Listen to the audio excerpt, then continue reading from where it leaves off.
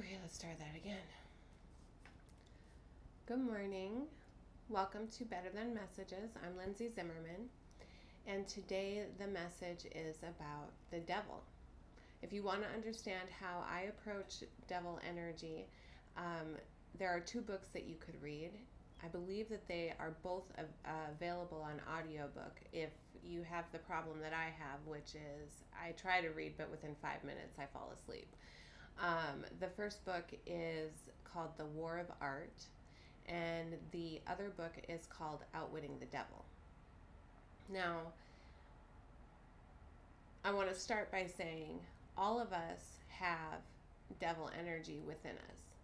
And it's not what you think. It's not the idea that there's something sinful and immoral about you. That's not really what devil energy is to me. What devil energy is to me personally, and this has been very helpful for me in understanding why I do the things that I do and how to become better as a person, is the way that I do that is understanding that really what devil energy is comes from the place that your ego resides.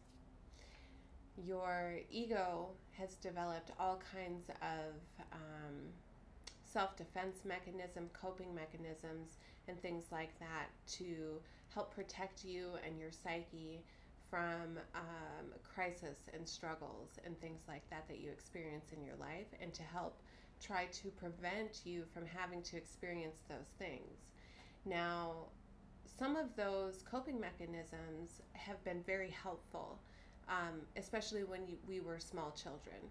But as we grow up, as we mature, and as we find ourselves in more mature situations in our lives, those those coping mechanisms are no longer helpful. They're actually very detrimental to us. And I want to use two examples of this, one being your diet and the other one being your relationship to money. So first, starting with your diet, right? Your body gets cravings. Your body is your 3D manifestation of your spirit in this world, right? It's your avatar. And your body sends you cues all the time to let you know what it needs to be able to perform, to function properly. And so when we think about the cravings that our body tells us that it's having, we need to address the motive behind that craving. So let's say you are craving fat, okay? The reason that you crave fat is because your brain functions, its primary source of nutrition and makeup that actually forms your brain is fat and cholesterol, okay? And so when we crave fat, one of the side effects of not having enough of that in our bodies is foggy-headedness, unclear thinking, confusion, and things like that, because your brain doesn't have enough of the building blocks that it needs to be able to perform at optimum. But how does that translate? How does that craving that our body is signaling to us that it needs, how does that translate in our psyche? For a lot of us, that translates into, I want a cheeseburger, or I want a donut, or whatever it is, right? But really, your body is telling you, I need the building blocks that help me perform the function of thinking. And our egoic selves, our 3D selves, attach that craving to things like mouth pleasure and dopamine and instant gratification, because these are coping mechanisms that our ego has used since we were small children to help us deal with stressors in our lives. Okay, so the devil energy lies in that scenario that I just described, as the craving for something that is unhealthy, right? Because devil card energy is resistance. Resistance wants to keep us from performing the function that we are meant to perform, and it does that by triggering unhealthy behaviors in us. Okay, so in the example of your diet, this, instead of choosing the cheeseburger or the donut or the french fries or whatever it is, really thinking about what does my body want? It wants fat. What is the healthiest way I can do that? I can give my body what it needs. I can give it healthy oils like coconut or peanut oil. I can feed it nuts and high fat meats like things that have omegas like fish and all of that. They've said for as long as I can remember, fish is brain food, right? So it's about determining what the body is actually telling us as opposed to what our ego is telling us. The other example that I wanted to use is money. Okay, so a lot of us have this relationship with money where we feel like money gets us what we want, and a lot of us have developed unhealthy or unethical ways of obtaining money, whether they be ways that we feel are unethical for us to obtain money or society in general has deemed unethical, right? And the reason that we have that attachment to money is because it's not really money that we want, it's stability that we want, right? It's security that we want. Our psyche is telling us that we want more of the things that give us security and stability. But in our 3D egoic selves, we have interpreted that as a need for more money. So those are two examples, but I want to get into the message, and I just wanted to preface all of this so that you could understand that difference between what it is that the Spirit is telling us that we want and what it is that our egos are telling us that we want. So the reason that we want these things, or that we tell ourselves, I need this and I need that, or I want this and I want that, is because really what we're doing is trying to appease our spirit's want for happiness and joy, prosperity.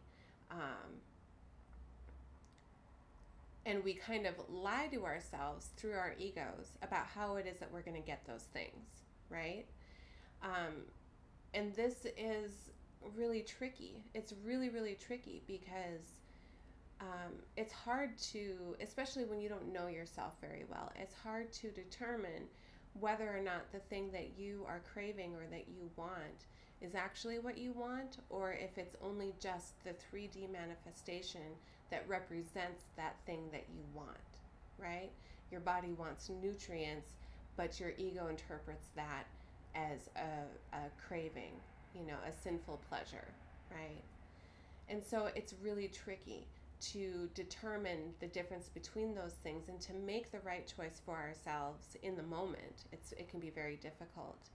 And this is where your intuition comes in. We all have an intuition that is connection to source, that's connection to our higher selves. Our higher selves are speaking to us all the time.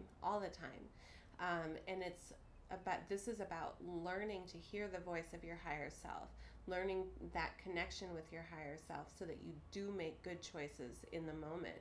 Because really what your spirit is trying to bring you, what your higher self is trying to bring you, is that happiness and prosperity and the accomplishment of your life's purpose. And we really cannot do that unless we learn to hear the voice of our intuition, and we learn to trust the voice of our intuition, and to actually make the choices that our higher self is presenting before us. Because we might think that we want instant gratification right now. We want the thing that we want right now. And so we look for 3D reality ways, matrix ways of obtaining that thing because we think that it's going to make us happy. We think that it's going to give us happiness. But how many of us have obtained the thing it is that we thought that we really wanted, and then after we've obtained it, we're left feeling empty? this shows up in addiction and the life choices that take us off of our path, right? We think that we want that job or that person, or we want to obtain that car or whatever it is. And then once we have it, we still feel unfulfilled. And that's because we are misinterpreting the cues from our higher selves telling us what it is that we want. Because what your higher self is trying to get you is not happiness, it's trying to get you prosperity. And the difference between those two things is happiness can make you feel good right now, but we can't all live in a state of happiness all the time. That's not the reality of the world. Things will happen in this life that snatch your happiness from you. It could be illness or the loss of a loved one. It could be arguments with family, conflict, things like that. Things snatch your happiness from you all the time. The difference between happiness and prosperity is that not only with prosperity, not only do you have everything that you need and want and desire now, but you have positioned yourself in a place where you can have those things now, in a year, in 5 years, and into the next 7 generations. You can have those things not just for yourself, but for your family, for your community, and for humanity at large for the next 7 generations. That's what true prosperity is, and that's what your higher self is trying to bring you. And so instant gratification does not always support prosperity. And it's a process. It's a struggle to try to gain that relationship with your higher self, to gain that trust in your intuition, so that you know the difference between what is bringing instant gratification and what is actually bringing prosperity. It is a struggle, but that's where prayer comes in. You know, when we pray, we are asking our source, our higher selves, God, for what it is that we actually want, that what our spirit wants, not what our egos want, but what our spirit wants. And through prayer, we can ask for those things. And through our intuition, we are able to actually hear God's voice. We are able to hear our higher self telling us how it is that we can get those things that we want. And like I said, it is a struggle, but through regular prayer and meditation is how you build that muscle of your intuition, because it is a muscle. It is something that will atrophy if you don't use it. You will forget how to trust your intuition. You will forget how to hear your higher self. And so through prayer and meditation, this is how we can build up that muscle, bring it out of a state of atrophy, and bring it into the state of strength that it is meant to be used in. And another reason that this is a struggle is because in one of the previous messages, I talked about closing out painful cycles. A lot of us have perpetuated painful cycles in our lives because we are looking for instant gratification, because we are looking to fill the void of pleasure that our egos are looking for. But it's through that practice of trusting your intuition, listening for the voice of your higher self, that we are able to identify those cycles, whether they be cycles of lack of self-care, which I know is big for a lot of us, whether it be cycles of sabotaging healthy relationships, whether it be cycles of participating in things that we view to be unethical. Through listening to our higher selves, strengthening the muscle of our intuition, we are able to identify those painful cycles and also find the cures for the perpetuation of them. We are able to actually end those cycles and move forward with a healthy cycle to replace them. And again, it is a struggle. I know that. I know that this is not easy. But it's through your own free will and determination and dedication to what your soul desires, not what your ego desires, but what your soul desires, determination and dedication and devotion to what that is, because that's really dedication, devotion, determination to fulfill your life's purpose. It's through that mindset that we are able to close those cycles, identify what it is that our spirits are actually trying to get us to achieve and acquire and accomplish, that we gain actual prosperity. Not just happiness in the moment, but actual prosperity. And so this is just a message that I think all of us need to hear, and I need to even remind myself of this from time to time as I struggle with my own 3D ego cravings and desires, right? This is something that we can remind ourselves on a daily basis every time we come to the choice of, do I accept this or do I accept that? We can have the opportunity to ask ourselves, which one serves my higher self? Which one puts me in a better position to accomplish the things that I want to accomplish, whether that be healthier relationships, a healthy body, a healthy mindset, more productivity at work, whatever it is.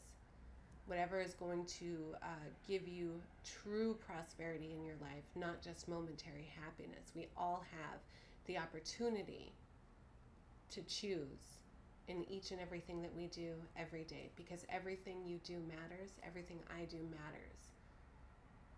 And so I hope you can take this message with you throughout your day and use it and apply it. I'm all about practical application, and that's why I like to bring you these messages. These are things that we can apply in our daily lives to help our lives become better and more prosperous. And I love you all, and I'll see you soon.